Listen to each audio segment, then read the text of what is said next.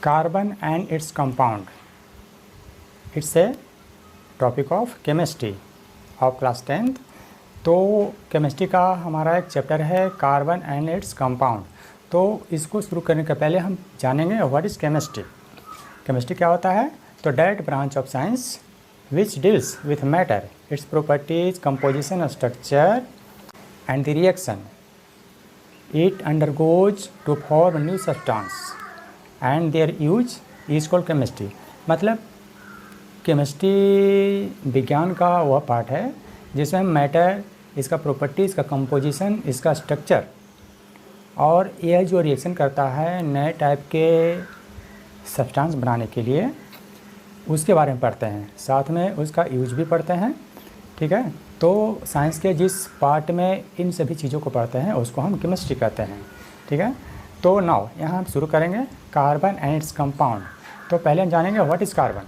ठीक है, कार्बन होता क्या है? तो कार्बन, यहाँ पे एक वर्ड है कार्बन। तो the word carbon came from Latin word कार्बो। Carbon जो नाम है ये लैटिन के कार्बो वर्ड से आया हुआ है। कार्बो का अर्थ होता है कोल, मतलब कार्बन का मीनिंग हुआ कोयला। ठीक है, तो कार्बन जो है लैटिन के कार्बो वर्ड से आया हुआ है जिसका मीनिंग होता है coal. Now carbon is a non metallic element. Carbon जो है नॉन मेटल होता है, तत्व है। इट्स सिंबल इज सी, इसको कैपिटल सी से हम सिम्बलाइज करते हैं। Its atomic number is 6 and atomic mass is 12। Now यहाँ पे हम आगे पढ़ेंगे ऑर्गेनिक कंपाउंड्स क्या होता है। तो compounds of carbon are called organic compounds. जैसे मीथेन हो गया, इथेन हो गया, प्रोपेन हो गया, ब्यूटेन हो गया, पेंटेन हो गया, हेक्सेन हो गया, हेप्टेन हो गया। ठीक है, कंपाउंड्स ऑफ कार्बन जैसे प्रोटीन हो गया, कार्बोहाइड्रेट हो गया, इटीसी। ठीक है, ऐसे भी जो हैं ऑर्गेनिक कंपाउंड्स हैं। कुछ एक्सेप्शन भी है, जैसे carbon monoxide. Carbon monoxide symbol है CO। ठीक है, तो ये भी कार्बन का ही कंपाउंड है, बट इसको हम ऑर्गेनिक कंपाउंड नहीं कहेंगे। ठीक है, ऐसा अपवाद में है। तो अपवाद में और भी है carbon dioxide, carbon disulphide, sodium carbonate, potassium cyanide, sodium bicarbonate, calcium carbonate, ETC। मतलब ये सभी कार्बन के जो कंपाउंड हैं ये सभी ऑर्गेनिक कंपाउंड नहीं होते हैं, ये सभी इनऑर्गेनिक कंपाउंड्स होते हैं। In fact all living things, plants and animals including human being, मतलब पौधा और जानवर साथ में मनुष्य को लेकर ये सभी लिविंग थिंग्स है, ये सब जो हैं made up of organic compounds, that is compounds of carbon. मतलब ये बॉडी जो है, मनुष्य का बॉडी है, जानवर का बॉडी है, प्लांट है, ये सभी कार्बनिक कंपाउंड से बने हुए हैं। तो यहाँ पे हम आगे बढ़ते हुए बात करेंगे अकरेंस ऑफ कार्बन की। कार्बन प्रकृति में कैसे पाया जाता है, किस मात्रा में पाया जाता है। ठीक है, तो यहाँ पे in the earth crust 0.02% of carbon is available in the form of minerals. मतलब पृथ्वी के क्रस्ट में कार्बन जो है 0.02% मिनरल्स के रूप में पाया जाता है। मिनरल्स के रूप में पाया जाता है like carbonate, hydrogen carbonate, coal, petroleum, ETC। While in atmosphere 0.03% of carbon is present in the form of carbon dioxide. मतलब पृथ्वी के क्रस्ट में 0.02% कार्बन पाया जाता है और पृथ्वी के वायुमंडल में कार्बन की मात्रा 0.03% है, वो है CO2 के रूप में। नाउ हमारा अगला पॉइंट है बॉन्डिंग इन कार्बन। तो एक क्या है कि कार्बन जो है, कार्बन में बॉन्डिंग कैसे होता है? तो as we know carbon has valency 4। Carbon का एटॉमिक नंबर 6 होता है, तो इसके आउटरमोस्ट ऑर्बिट में 4 इलेक्ट्रॉन होंगे। वो 4 इलेक्ट्रॉन इसका वैलेंसी कहलाएगा। That is carbon is tetravalent element. मतलब कार्बन जो है टेट्रावैलेंट एलिमेंट है, इसका वैलेंसी 4 होता है। सो हम कह सकते हैं कि it is a tetravalent element. ठीक है, and it is very small, ये बहुत छोटा होता है। So its outermost electrons are strongly held by the nucleus. ये बहुत छोटा होता है, इसलिए इसका बाह्यतम कक्षा का जो इलेक्ट्रॉन है न्यूक्लियस से स्ट्रांगली हेल्ड होता है, स्ट्रांगली पकड़ा हुआ रहता है। So for it during the formation of bond it is not possible to remove the outermost 4 electrons, ठीक है, टू फॉर्म कटायन। मतलब बाह्यतम कक्षा के 4 इलेक्ट्रॉन को रिमूव करना इसके लिए संभव नहीं हो पाता है, क्योंकि न्यूक्लियस ही स्ट्रांगली हेल्ड रहता है आउटरमोस्ट ऑर्बिट का 4 इलेक्ट्रॉन, ठीक है। सो कार्बन कटायन नहीं बना सकता है। For it is also not possible to gain 4 electrons as its nucleus has 6 protons, ठीक है, that can't contain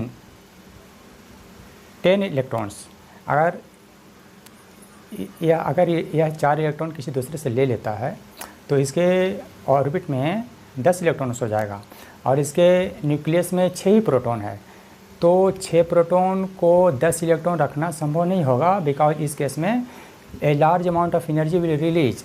मतलब 4 इलेक्ट्रॉन गेन करने के क्रम में इस एटम को बहुत ज़्यादा मात्रा में एनर्जी रिलीज़ करना पड़ेगा, जो कि इसके लिए संभव नहीं है, ठीक है। In this process large amount of energy will release which is not possible for the carbon atom, ठीक है। इस प्रोसेस में large amount of energy release करेगा जो कि इसके लिए संभव नहीं है। So carbon cannot form Haider cation और अनायन, ठीक है। मतलब 4 इलेक्ट्रॉन लेकर न तो ये अनायन बना सकता है और 4 इलेक्ट्रॉन देकर नहीं ये कटायन बना सकता है, ठीक है। इसलिए यह एक खास तरीके से बॉन्डिंग करता है, ठीक है। So carbon forms bond by sharing of electrons. ये क्या करता है कि बॉन्ड फॉर्मेशन में इलेक्ट्रॉन का शेयरिंग करता है, ठीक है। Bond formed by sharing of electrons is known as covalent bond. Sharing के द्वारा जो बॉन्ड बनता है उस बॉन्ड को हम कोवलेंट बॉन्ड कहते हैं। And the compound formed by formation of covalent bond is known as covalent compound। और वैसा कंपाउंड जो कोवलेंट बॉन्ड से बना होता है उसको हम कोवलेंट कंपाउंड कहते हैं, ठीक है। तो यहाँ पे हम आगे बढ़ते हुए पढ़ेंगे formation of covalent bond in methane, hydrogen, oxygen, nitrogen. एक 4 वो एग्जाम्पल हम दे रहे हैं अभी, ठीक है। तो मीथेन में यहाँ पे चित्र में दर्शाया गया है मीथेन का बॉन्ड फॉर्मेशन का प्रक्रिया, ठीक है। मीथेन का फार्मूला होता है CH4, ठीक है। तो इसके स्ट्रक्चर में सेंटर में कार्बन होगा और 4 हाइड्रोजन इसके इर्द गिर्द होगा, जैसा कि चित्र में दर्शाया गया है। और कार्बन का जो इलेक्ट्रॉन है आउटर मोस्ट ऑर्बिट का उसको रेड से दर्शाया गया है, रेड डॉट से, और हाइड्रोजन का ब्लू डॉट से। तो कार्बन के आउटर मोस्ट ऑर्बिट में 4 इलेक्ट्रॉन हैं, तो वो 4 इलेक्ट्रॉन में से एक इलेक्ट्रॉन का शेयरिंग प्रत्येक हाइड्रोजन के द्वारा होगा, प्रत्येक 4 हाइड्रोजन के द्वारा होगा। मतलब 4 हाइड्रोजन है तो चारों हाइड्रोजन कार्बन के एक इलेक्ट्रॉन से शेयरिंग करेंगे, ठीक है। और कार्बन जो है चारों हाइड्रोजन के एक इलेक्ट्रॉन से शेयरिंग करेगा, तो कार्बन के आउटर मोस्ट ऑर्बिट में 8 इलेक्ट्रॉन हो जाएगा, ठीक है। मतलब इसका ऑक्टेट पूरा हो जाएगा, ठीक है। So it became stable. Octet पूरा हो जाएगा तो स्टेबल हो जाएगा, ठीक है। तो स्टेबल हो जाएगा तो उस क्रम में जो है ना यह फिर CH4 के रूप में रहेगा। इसी तरीके से हाइड्रोजन के आउटर मोस्ट ऑर्बिट में 1 इलेक्ट्रॉन होते हैं, उसको चित्र में रेड डॉट से दर्शाया गया है। तो H2 बनने के क्रम में 2 हाइड्रोजन एटम प्रत्येक से एक इलेक्ट्रॉन का शेयरिंग करता है, ठीक है। तो यहाँ पे H और H के बीच में सिंगल बॉन्ड बनता है।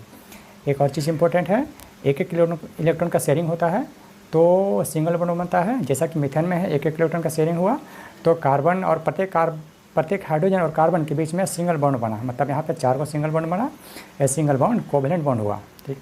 तो हाइड्रोजन के केस में H और H के बीच में सिंगल बॉन्ड बनेगा, वो कोवलेंट बॉन्ड होगा।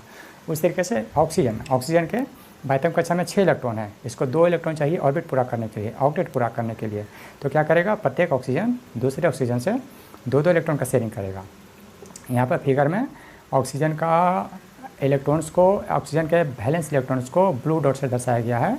तो एक ऑक्सीजन एटम दूसरे ऑक्सीजन एटम के 2 इलेक्ट्रॉन से शेयरिंग करता है। तो इस तरीके से O2 के बीच O2 में प्रत्येक ऑक्सीजन एटम के बीच डबल बॉन्ड बनता है, क्योंकि यहाँ पर 2 इलेक्ट्रॉन का शेयरिंग होता है। इस तरीके से नाइट्रोजन है, नाइट्रोजन है, इसके आउटरमोस्ट ऑर्बिट में 5 इलेक्ट्रॉन होंगे, तो 3 इलेक्ट्रॉन और चाहिए। तो क्या होगा, N2 बनने के क्रम में एक नाइट्रोजन दूसरे नाइट्रोजन से 3-3 इलेक्ट्रॉन का शेयरिंग करेगा। जैसा कि चित्र में दर्शाया गया है, यहाँ पे नाइट्रोजन के इलेक्ट्रॉन को रेड डॉट से दर्शाया गया है। तो यहाँ पे एक नाइट्रोजन एटम दूसरे नाइट्रोजन एटम से 3-3 इलेक्ट्रॉन का शेयरिंग करेगा, तो N और N के बीच ट्रिपल बॉन्ड बनेगा, 3-3 बॉन्ड बनेंगे। ठीक है, तो ये सभी बॉन्ड कोवलेंट होंगे और इन सभी बॉन्ड से बनने वाला ये सब कंपाउंड जो है, मीथेन हो गया, हाइड्रोजन हो गया, ऑक्सीजन हो गया, नाइट्रोजन हो गया, ये सभी कोवलेंट कंपाउंड कहलाएगा।